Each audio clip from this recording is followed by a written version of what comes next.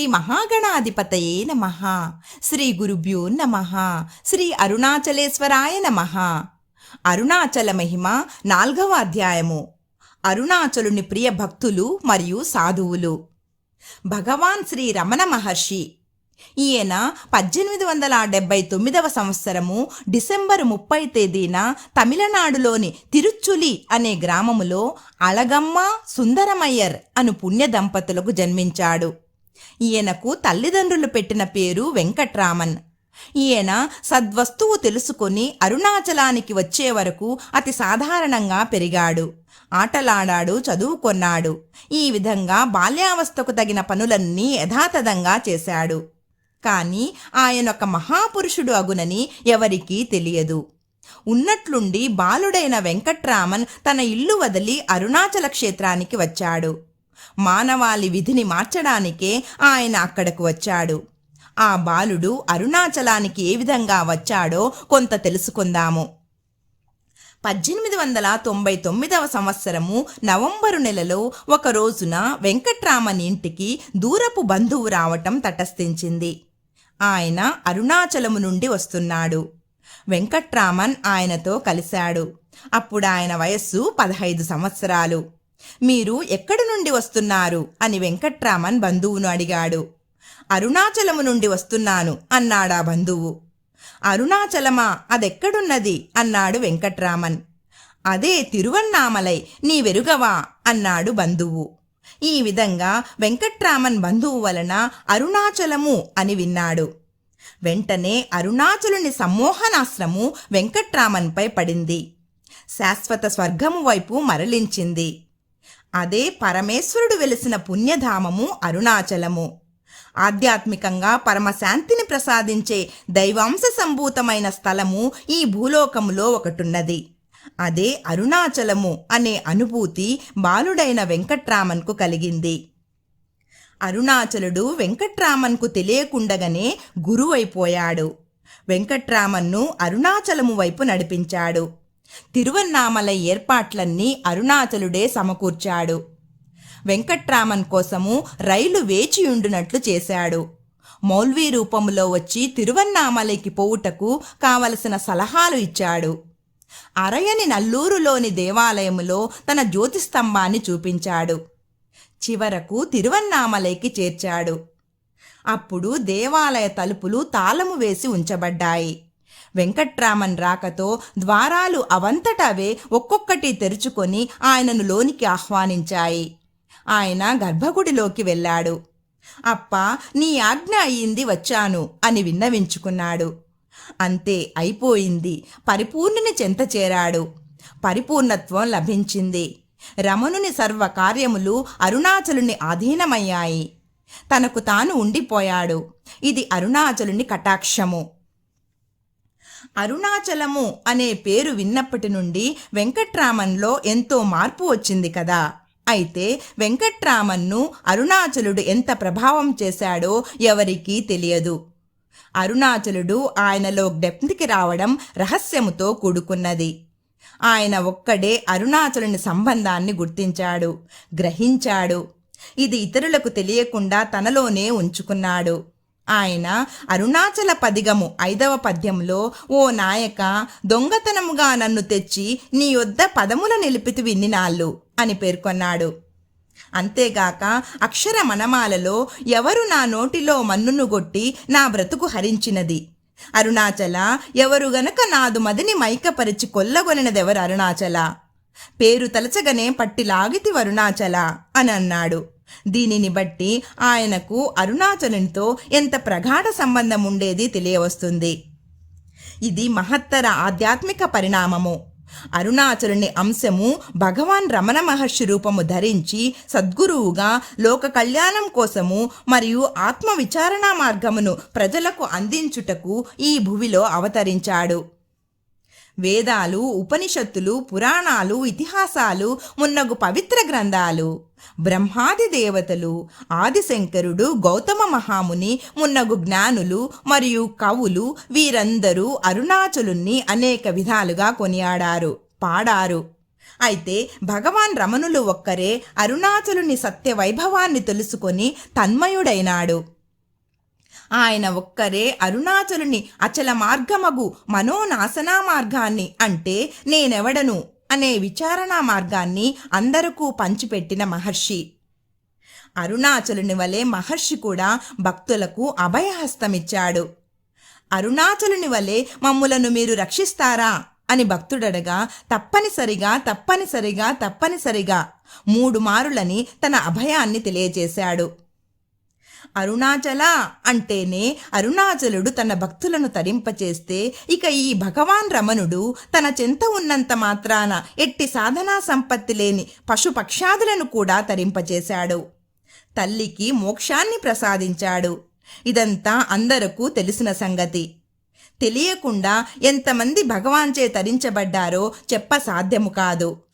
రమణ అంటే చాలు ఎట్టి వారినైనా తరింపచేయుటకు అరుణాచల రమణుడు కంకణము కట్టుకొన్నాడు.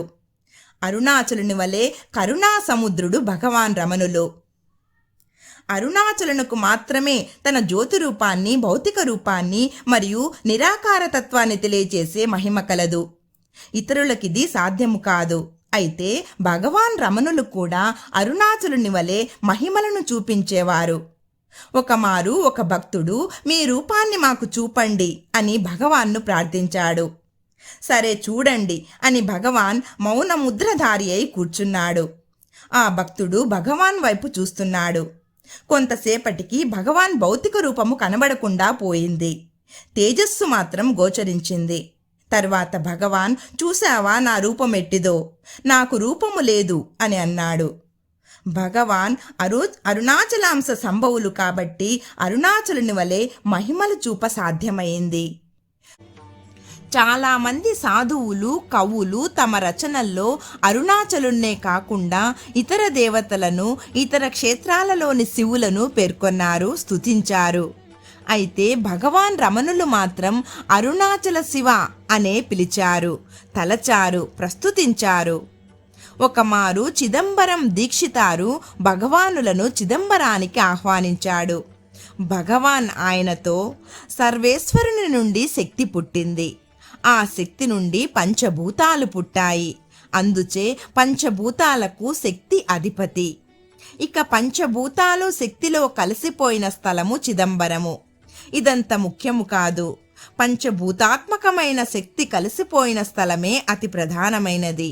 ఎందుకంటే చిదంబరములో శక్తి కదలిక నృత్యము చేసింది. ఆమె నృత్యాన్ని ఆపుటకు పరమశివుడు తాండవం చేశాడు. ఇక్కడ అరుణాచల శివుడు ఎప్పుడూ అచలంగా ఉండిపోయాడు. అందుచే శక్తి కూడా కదలిక లేనిదై అరుణాచలుని యందలి ప్రేమచే ఆయనలో కలిసిపోయింది. కావున ఈ అరుణాచలము అతి పవిత్ర క్షేత్రము. ఇంత పవిత్ర క్షేత్రాన్ని వదిలి ఇతర క్షేత్రాలకు నేనెలా వెళ్ళేది, మీరే చెప్పండి అన్నాడు. ఒక భక్తుడు నమశివాయ అని పలుమార్లు వ్రాసి భగవాన్కు సమర్పిస్తూ, భగవాన్, ఈ పుణ్యఫలముతో నన్ను కాశీలో మరణించినట్లు అనుగ్రహించండి. కాశీలో మరణిస్తే పుణ్యము వస్తుందట కదా అన్నాడు. భగవాన్ కొద్దిసేపు మౌనంగా ఉండి అరుణాచల పురాణములోని విషయాన్ని ప్రస్తావిస్తూ ఈ విధంగా అన్నారు. ఒకమారు అరుణాచల శివ అనుటతో మోక్షము వస్తుంది. ఇది పరమేశ్వరుని శాసనము. ఇలా చేయండి. అరుణాచలుడంటే భగవాన్కు అమిత ప్రేమ మరియు భక్తి. అందుకే ఏదైనా వ్రాసేదానికి ముందు అరుణాచల అని వ్రాసి తర్వాత పనిని సాగించేవారు. ఒకమారు భగవాన్ ఇలా అన్నారు, మనంతట మనము ఈ దేహాన్ని నేను అని అంటున్నాము. ఇదే విధంగానే శివుడు కూడా తనకు తాను అరుణాచలాన్ని నేను అని అంటున్నాడు. సాధకుడు అరుణాచలుని సన్నిధిలో సాధన ప్రారంభిస్తే అరుణాచలుని నుండి సంపూర్ణ సహకారము తప్పక లభిస్తుంది. అనేక పవిత్ర స్థలాలు, పవిత్ర మందిరాలు ఉన్నాయి. ఒక్కొక్క దానిలో ఒక్కొక్క దేవుణ్ణి ప్రతిష్ఠించారు. అయితే అరుణాచలుడు ఇతరులచే ప్రతిష్ఠింపబడినవాడు కాదు. తనకు తాను వెలసిన ఆది దైవము స్వయంభూలింగము.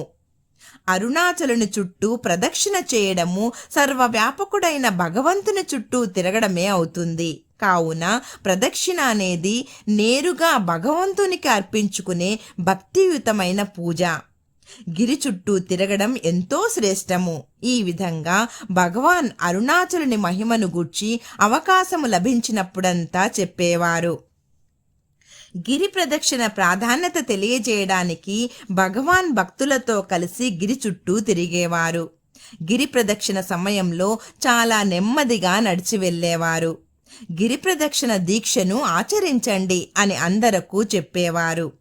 అంతేగాని ఇతర దీక్షలను ఆయన ప్రోత్సహించలేదు. అయితే వారు పండు ముసలి కావచ్చు, బలహీనులు కావచ్చు, ఎవరిని వద్దనేవారు కాదు. ఆనందంగా వెళ్ళిరండి, పర్వాలేదు అనేవారు.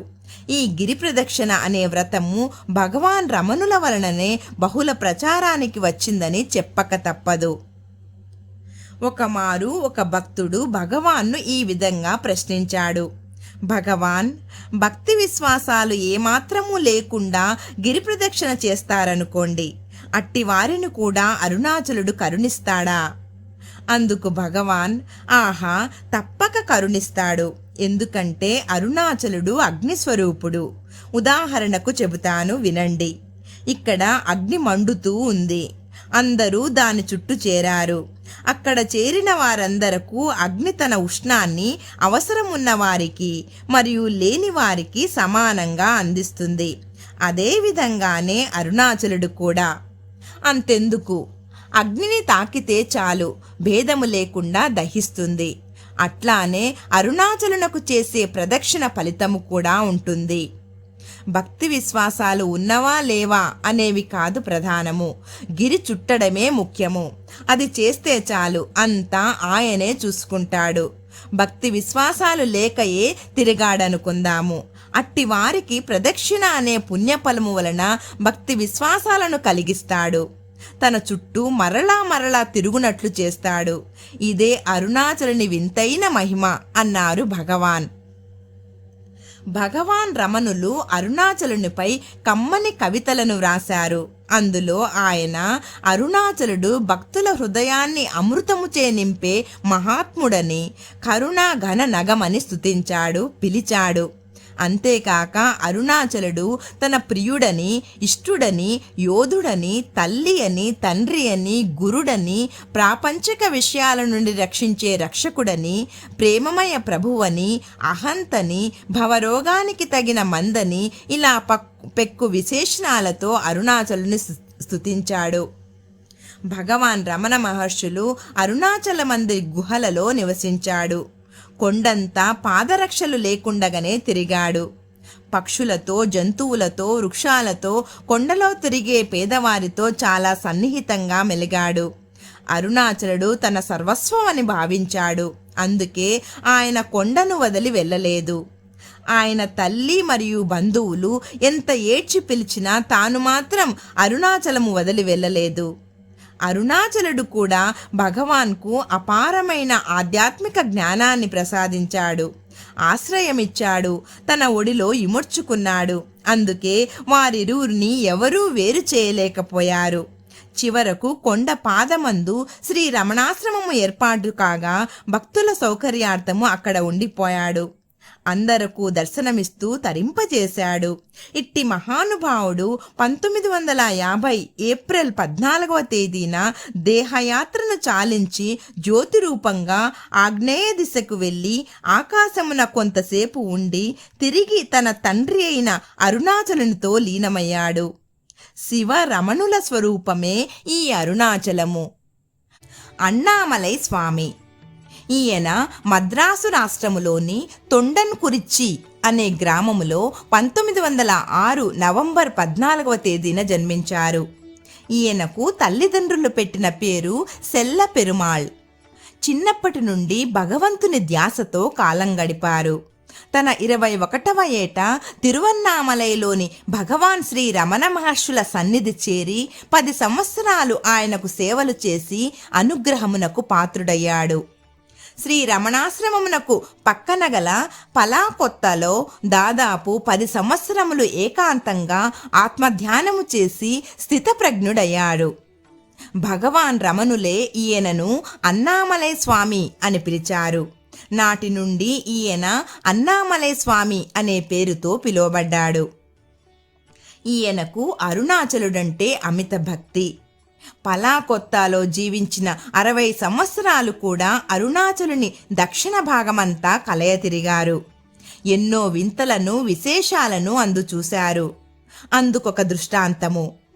ఈయన ప్రతిదినము ఉదయము మరియు సాయంకాలము కొన్ని మారులు అరుణాచలుని దక్షిణ భాగమందలి నైరుతి దిశలోని లోయకు పోయేవారు. ఒక సమయంలో అందుండి ఒక గొప్ప వెలుగు తన కడకు వచ్చింది. అది కేవలం భౌతికమైన అనుభవమని ఆయన దానిని అంతగా పట్టించుకోలేదు. మరుసటి దినం కూడా అక్కడకు వెళ్ళారు. మరలా అదే కాంతి అనుభవం కలిగింది. కానీ దాన్ని కూడా లెక్కించకుండా పోయారు. తరువాత 3వ దినము కూడా ఇదే దృశ్యము కనిపించింది. అందుచే ఇక ఆ కాంతి వెంట పోయారు. అదొక చోటున అదృశ్యమయ్యింది. ఆ స్థలమునకు పోయి చూస్తే అక్కడ లింగాకృతి గల రాయి కొంచెము మాత్రమే కనిపిస్తుంది. దానిని చూచిన వెంటనే ఆనందానుభూతి అతిశయించింది. అది అరుణాచల పాదమని ఆయనకు తోచింది. తరువాత దాన్ని త్రవ్వి తీయించి తన ఆశ్రమానికి తెప్పించి అందు ప్రతిష్ఠింపజేశారు. నాటి నుండి నిత్యము ఆ అరుణాచల పాదానికి పూజలు చేయించారు. ఆయన దాని మహత్తును గూర్చి ఇలా వివరిస్తారు. ఇది సాధారణమైన శిల కాదు. ఇది సాక్షాత్తు అరుణాచలుని పాదము. దీనికి గొప్ప శక్తి కలదు. అరుణాచలునికి ప్రదక్షిణ చేయలేని వారు ఈ పాదానికి ప్రదక్షిణ చేస్తే చాలు, కోరిన కోరికలు నెరవేరుతాయి. ఇది శ్రీచక్ర స్వరూపము అని పదే పదే చెప్పేవారు. ఎవరైనా కష్టాల్లో ఉండి తన చెంతకు వచ్చి ప్రార్థిస్తే భగవాన్ రమణ మహర్షులు రాసిన అక్షర మనమాలను చదవండి అని చెప్పేవారు. అంతేగాక కొందరికి కొండవైపు వెళ్ళి లింగాకృతి గల శిలలను మోసుకు వచ్చి ఇచ్చేవారు. ఇది అరుణాచలుని బ్యాంకు నుండి తెచ్చిన కొంత సొమ్ము. దీనికి ప్రదక్షిణ చేసి మీ ఇంటిలోనే పూజలు చేయండి, అరుణాచలుడు అనుగ్రహిస్తాడు అని చెప్పేవారు. ఈ విధంగా ఆయన తెచ్చి ఇచ్చిన అరుణాచల శిలలు దేశ విదేశాలలో ఎన్నో ఉండిపోయాయి. నిత్యము అందరిచే పూజలు పొందుచున్నాయి, శాంతిని ప్రసాదిస్తున్నాయి. ఈయన తన చెంతకు వచ్చిన వారికి అరుణాచల మహిమలను వివరించేవారు. వారు అడిగిన ప్రశ్నలకు తగిన విధంగా సమాధానాలను చెప్పేవారు. మొదటి ప్రశ్న: అరుణాచలము అన్ని పర్వతాల వలె అతి సాధారణంగా కనిపిస్తుంది. అయితే మహనీయులందరూ ఆ పర్వతాన్ని జ్ఞానస్వరూపమని చెబుతారు. ఇది వారికి ఏ విధంగా తెలిసినట్లు? జవాబు: భగవాన్ రమణ మహర్షులు కూడా నీ వలె నా వలె అందరి వలె సాధారణ మనిషి. అయితే భగవాన్ను నేను తెలుసుకున్నట్లు నీవు తెలుసుకోలేవు. అందుచే పరిశుద్ధాత్ములైన వారు మాత్రమే అరుణాచలుని మహత్తును దర్శింపగలరు మరియు తెలుసుకోగలరు. చాలామంది పక్వజీవులు అరుణాచలునిచే ఆకర్షించబడి చెంత చేరి సాధన చేసి ముక్తిని పొందారు. మోక్షము కావాలనుకున్న వారిని ఆకర్షించి మోక్షాన్ని ప్రసాదించే జ్ఞాన స్వరూపమే ఈ అరుణాచలము. ఇది మహనీయులు తెలుసుకొని చెప్పిన పరమ సత్యము. రెండవ ప్రశ్న: అరుణాచలునితో సంబంధము మనస్సుతోనా లేక హృదయముతోనా? జవాబు: భగవాన్ రమణ మహర్షులు వ్రాసిన అక్షర మనమాలలో ఈ 2 రీతులను చెప్పబడెను. అరుణాచలమనుచు స్మరించు వారల అహము నిర్మూలింపు మరుణాచల. ఇది మనస్సుతో. అళగు సుందరముల వలె చేరి నేను నీ ఉందమ భిన్నమై అరుణాచల. ఇది హృదయముతో. కావున మనస్సుతోనూ హృదయముతోనూ సంబంధము కలిగి ఉండవచ్చును. ప్రశ్న: కొందరకు అరుణాచలుని మీద భక్తి ఉండదు. వారేమో ఇక్కడ నివసిస్తూ ఉంటారు. వీరిపై అరుణాచలుని శక్తి ప్రసారమవుతుందా? వారికి మంచి జరుగుతుందా? వివరించండి. జవాబు: అరుణాచలుని కరుణ అందరిపై ప్రసారమవుతుంది. ఇందులో సందేహము లేదు. అరుణాచలమంటే స్వచ్ఛమైన జ్ఞానము, అంతేగాని రాళ్ల సముదాయము కాదు. ఇక్కడ ఉన్నంత మాత్రాన భక్తి లేని వారికి భక్తిని కలిగిస్తాడు, తన వైపు లాగుకుంటాడు. భక్తియున్న వారిని ముందుకు నడిపిస్తాడు, సందేహము లేదు. మరొక ప్రశ్న: ఈ కొండ చుట్టూ 48 కిలోమీటర్ల పరిధిలో నివసించే వారందరూ ఎట్టి ప్రయత్నము లేకయే మోక్షాన్ని పొందగలరు అని మన శివపురాణాలు చెబుతున్నాయి. ఇందుకు మీ అభిప్రాయమేమి? జవాబు: ఇందుకు నా అభిప్రాయం ఏమంటే, మోక్షము కావాలనుకున్నవారు అరుణాచలుణ్ణి మరువకుండా ఉండాలి. అరుణాచలునిపై విశ్వాసము కలిగి ఉండాలి. ఆయనకు శరణాగతి చెందాలి. ముక్తిపై ఆసక్తి కలవారు అరుణాచలుని చుట్టూ 48 కిలోమీటర్లో ఉంటూ సాధన చేస్తే మిక్కిలి త్వరగా ఫలితమును పొందగలరు.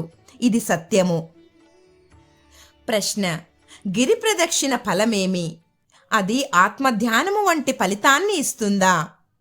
జవాబు: అరుణాచలము ప్రసాదించేది ఆత్మశక్తినే. నీవు నిశ్చలంగా ఆత్మవిచారణతో గిరి ప్రదక్షిణ చేసినట్లయితే నీవు సత్సంగముతో చరించినట్లే. అప్పుడు అరుణాచలుని గొప్ప అనుగ్రహము నీపై ప్రసారము కాగలదు. నీవు నిర్మలమైన మనస్సుతో, అణకువతో, పవిత్రతతో గిరి చుట్టూ తిరిగినట్లయితే తప్పక అనుభవాన్ని పొందగలవు. పరమాత్మ చింతనతో గిరి ప్రదక్షిణ చేస్తే శరీరము, మనస్సు రెండూ శుద్ధమవుతాయి. ఈ లక్ష్యముతో గిరి ప్రదక్షిణకు వెళ్ళండి. ఆత్మధ్యానము చేస్తూ గిరి చుట్టూ తిరగండి. ఇతర సమయాలలో ఒక చోట కూర్చొని ధ్యానము చేయండి. సత్ఫలితాన్ని తప్పక పొందగలవు. ధ్యానము మరియు గిరి ప్రదక్షిణ రెండూ దేహాత్మ భావమును తొలగించి పరమాత్మ భావన కలిగించేవే. మరొక ప్రశ్న: అయితే అరుణాచలము అరుణాచల అని స్మరించినంతనే భక్తులకు మరియు ఆత్మజ్ఞానము కావాలనే జిజ్ఞాసపరులను ఆకర్షిస్తుందన్నమాట. జవాబు: అవును, ఇది ముమ్మాటికి సత్యము. అయస్కాంతము ఇనుమును ఆకర్షించున్నట్లు అరుణాచలము భక్తులను ఆకర్షిస్తుంది. తరువాత వారిని కాలినడకన తన చుట్టూ తిరుగునట్లు చేస్తుంది. నా వద్దకు రండి, ప్రదక్షిణ చేయండి అని మాత్రం చెప్పదు. ఆ పర్వతానికి అవసరము కూడా లేదు. అరుణాచలుని శక్తి ప్రదక్షిణ చేయాలనుకున్న వారిని యాంత్రికంగా ఆకర్షిస్తుంది. నేను శ్రీ రమణాశ్రమంలో బిల్డింగు పనులతో పగలంతా మునిగి ఉండేవాణ్ణి. రాత్రి విశ్రాంతి తీసుకునే సమయంలో తలవని తలంపుగా గిరి ప్రదక్షిణ చేయాలనే కోరిక కలిగేది. అందుచే నేను 100 సార్లు గిరి ప్రదక్షిణలు చేశాను. ఆనందాన్ని అనుభవించాను. అయితే పలాకొత్తులో చేరిన తర్వాత ప్రదక్షిణలు చేయడం మానివేశాను. కానీ అరుణాచలుని దక్షిణ భాగమంతా కలియదిరిగాను. ఎన్నో అద్భుతాలను, మహిమలను తెలుసుకున్నాను. నిజంగా అరుణాచలుడు మహనీయమూర్తి. పుష్పము వికసించి పరిమళమును వెదజల్లుతుంది. అందుచే తేనెటీగలు వచ్చి ఆ పువ్వును ఆకర్షించి అందలి మకరందాన్ని గ్రహిస్తాయి. అయితే అదే పువ్వులు పరిమళాన్ని వెదజల్లకపోతే అక్కడ సువాసన ఉండదు, మకరందము ఉండదు, తేనెటీగలు ఉండవు. ఈ విధంగానే అరుణాచలుని శక్తి ప్రసారము జరగకపోతే అక్కడ మహత్తు ఉండదు, ఆనందము ఉండదు, భక్తులు ఉండరు. భగవాన్ రమణ మహర్షులు అక్షర మనమాలలో అరుణాచలుని గొప్పదనాన్ని గూర్చి, అరుణాచల, నీవు నన్ను ఆకర్షించావు, నీలో నన్ను ఒకనిగా చేశావు అని స్తుతించారు. పేరు దలపగనే పట్టి లాగితివి నీ మహిమ కనుదురెవరు అరుణాచల. ఇల్లు విడువలాగి లోనింటిలోజొచ్చి యొగినీదు ఇలుజూపి తరుణాచల. చింతింప కృపపడ సాలీడు వలె గట్టి చెరబెట్టి భక్షించి తరుణాచల. ఈ విధంగా అన్నామలై స్వాముల వారు తన కడకు వచ్చిన వారికి అరుణాచలుని మహిమలను మరియు శ్రీ రమణ మహర్షి బోధలను వివరిస్తూ 1995 సంవత్సరము నవంబరు 9వ తేదీన తనువు చాలించి తన గురుదేవులు లీనమైన అరుణాచలంలోనే లీనమయ్యారు. ఆయన సమాధి శ్రీ అన్నామలై స్వామి ఆశ్రమంలో ఉన్నది. ఆయనకు అక్కడ నిత్యము పూజలు జరుగుతున్నాయి. ఓం అరుణాచల శివ.